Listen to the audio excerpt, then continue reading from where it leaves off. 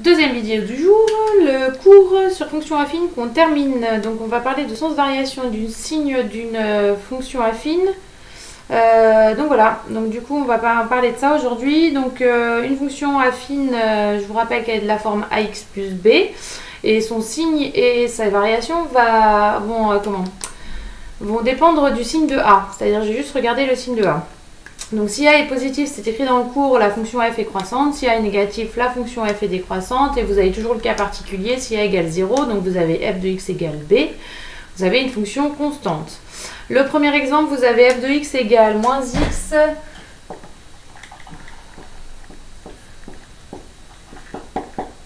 x moins 2 sur 3. Et on vous demande de donner le sens de variation de f. Donc pour ça, il faut savoir le coefficient directeur.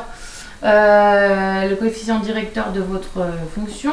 Donc on remet le moins en haut, ça sera plus simple, ça change tous les signes. Alors vous pouvez mettre comme ça si vous voulez.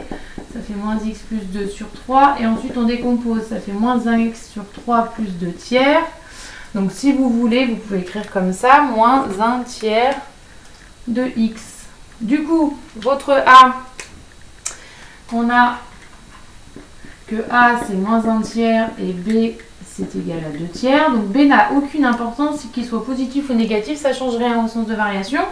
Comme A est égal à moins 1 tiers, A est négatif, donc F est décroissante. Vous regardez vraiment que ce qu'il y a devant le X, si c'est positif ou pas. Ok? Donc ça c'est pour la première, alors vous pouvez marquer sur R puisque c'est son espace de définition puis qu'on vous le donne au départ. Ensuite, donc ça c'est simple, tout simple.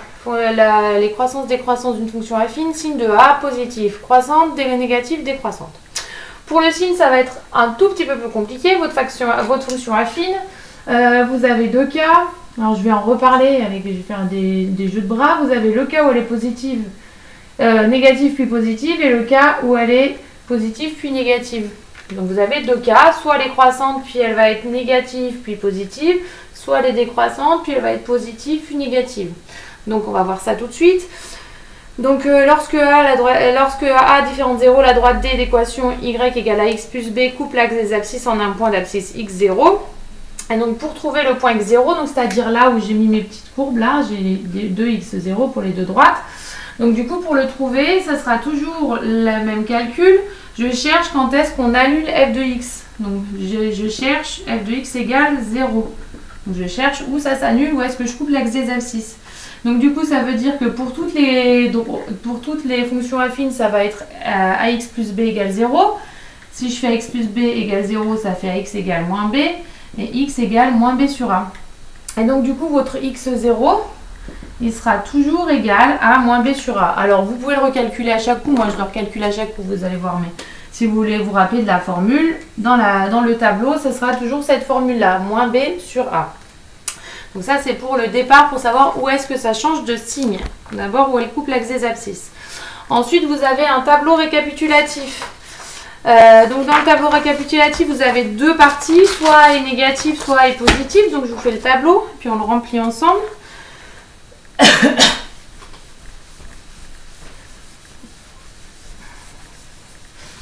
Donc du coup, dans votre tableau, vous avez deux parties. Vous avez la première partie, on va faire la première partie de gauche, donc A positif, donc la fonction f est croissante. Donc ça c'est le cas de gauche. Vous avez la représentation graphique.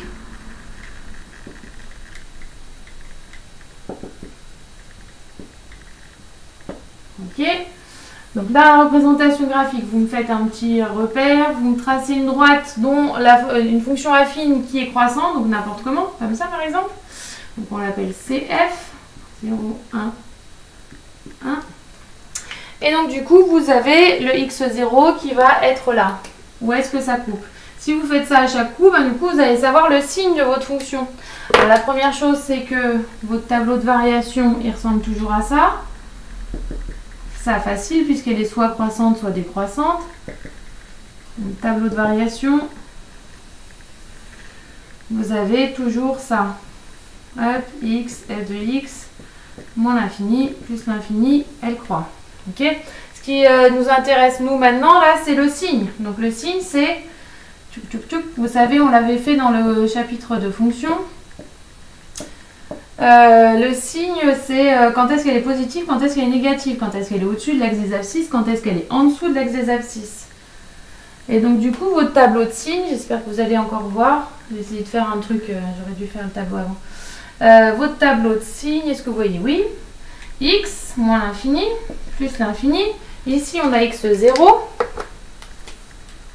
Donc je vous rappelle x0 qui est égal à moins b sur a vu la remarque qu'on a fait tout à l'heure. Mais vous allez voir dans les exemples, je leur calcule à chaque coup. Donc c'est pas la peine d'apprendre ça. Et donc là, ici, c'est égal à 0. Quand est-ce que ça la coupe l'axe des abscisses? Et si elle est croissante, elle va toujours être comme ça. Donc moi, je fais avec mon bras au lieu de tracer la droite à chaque coup.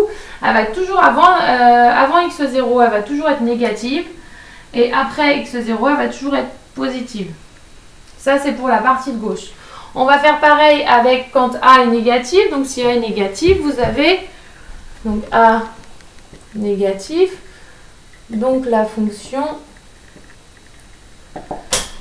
est décroissante. Donc la représentation graphique, cette fois, vous m'en faites une décroissante, n'importe comment, c'est f. Donc on remet toujours le petit repère. Et donc ici, ça coupe en x0, on l'appelle toujours x0. Le tableau de variation facile. Ouais, alors là, tableau de variation tordu surtout. Du coup, pardon, je vais me pousser. Hop. Du coup, simple tableau de variation, puisqu'on a dit que A est négatif, on est dans le cas où A est négatif, donc elle est décroissante. Si elle est décroissante, et donc c'est ça qui nous intéresse le plus dans le tableau, en fait, le tableau de signes, ça sera, donc en haut, ça ne change pas. Ok. J'espère que vous voyez quelque chose. Oui, ça va. X0, c'est toujours moins B sur A. Je vais juste changer de stylo parce que celui-là, il est en train de me lâcher. Et donc, du coup, votre fonction, donc elle est égale à 0 en X0. Et avant X0, elle va être positive, puis négative. Donc ça, c'est pour le signe. Et moi, si je vous avais eu en cours, je vous aurais fait avec le bras. C'est-à-dire, si elle est croissante, elle est comme ça. Elle va couper l'axe des abscisses. J'ai d'abord négative, puis positive. Si elle est décroissante, elle est comme ça. Si je coupe l'axe des abscisses, elle va être d'abord positive et ensuite négative. Moi, c'est comme ça que je fais avec mes élèves en vrai. Alors, faites comme vous voulez, mais voilà. Exemple, on doit dresser le signe de la fonction f définie par moins 2 tiers de x moins 5 septièmes. Donc, je vais vous le faire tout de suite. Comme ça, on aura fini le cours.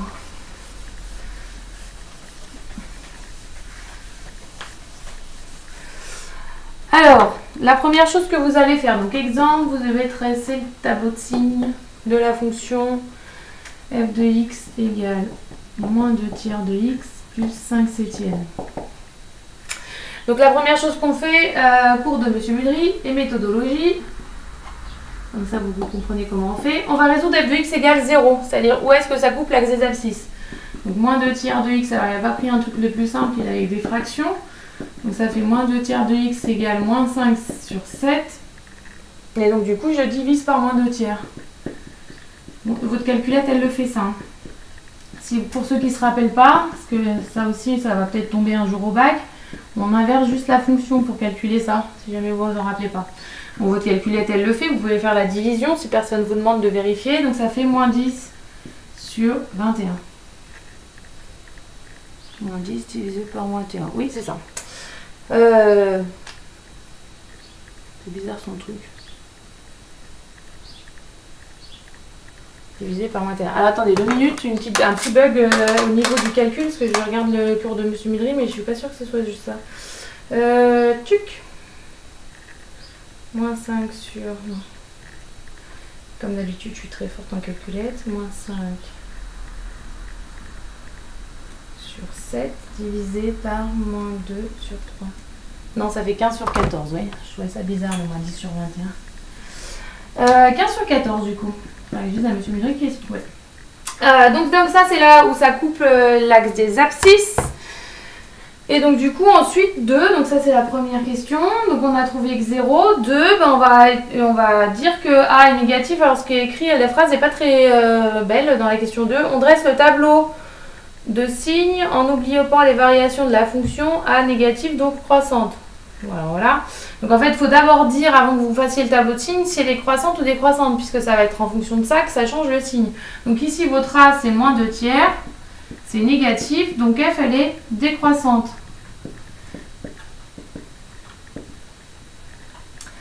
Donc, votre tableau de signes, comme tout à l'heure, x moins l'infini plus l'infini. Ici, on met x0. Je vous rappelle qu'x0, on l'a calculé avant. On est obligé de le calculer avant. Ça fait 15 quatorzièmes. Et donc, comme elle est décroissante, elle va être de cette forme-là. Elle va décroître. Donc, elle va couper en 15 quatorzièmes. Et avant, elle va être positive. Et ensuite, elle est négative. Vous avez une méthode que j'appelle la méthode de Bodine, c'est-à-dire que Bodine, une ancienne élève de seconde, que j'avais avant vous, il y a très longtemps, Bodine, à chaque fois, elle regardait le signe de A. De toute façon, on est obligé de regarder le signe de A pour savoir si c'est positif et négatif. Et le signe de A, en fait, ici, elle disait toujours c'est le signe contraire de A. Elle commençait par le signe contraire de A, tout le temps, et ça marche toujours. Et puis après, ben, le signe de A. Elle commençait par le signe, si ça c'était négatif, ici ça commencerait par positif. Si le A est positif, ça commence par négatif. Ça, c'est la méthode de Bodine. Voilà, donc j'en ai fini pour mon cours. J'espère que c'est pas allé trop vite. Et du coup, après ça, ben, vous pouvez finir la feuille de fonction affine. Et on finira ça dans la semaine, je pense. Hein. On va voir avec vous si ça va, mais on va essayer de finir ça sur la semaine. Et ben, je vous souhaite une bonne fin de journée. Et je vous dis à bientôt. Bye!